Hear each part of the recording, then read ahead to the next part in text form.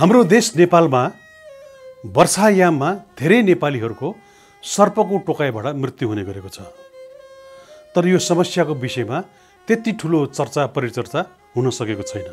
नेपालको तराई क्षेत्र विशेष गरिकन गाउँ बस्तीमा बस्ने निम्नवर्गीय दाजुभाइ दिदीबहिनीलाई बढी सर्पको टोकाइ सहनु परेको छ र त्यसको लागि घर वरिपरि सफा गर्ने, सकेसम्म भुइँमा नसुत्ने र सुत्नै परेमा लामखुट्टेको झुल प्रयोग गर्ने यस्तो सरल विधि अपनाउन सकिन्छ।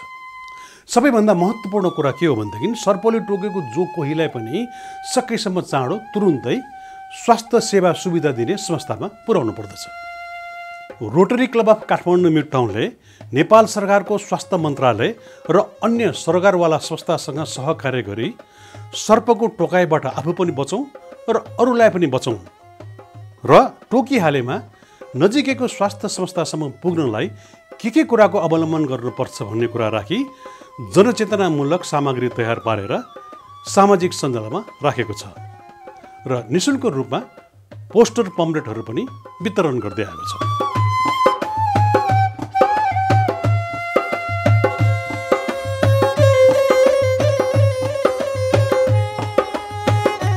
कृपया जीवन जोगाउन यस्ता सरल उपायहरू अपनाउनुहोस् ताकि सर्पको टोकाइबाट कसैले पनि जीवन गुमाउनु नपरोस् र सर्पहरू पनि स्वतन्त्र रूपले बाँच्न पाउन्।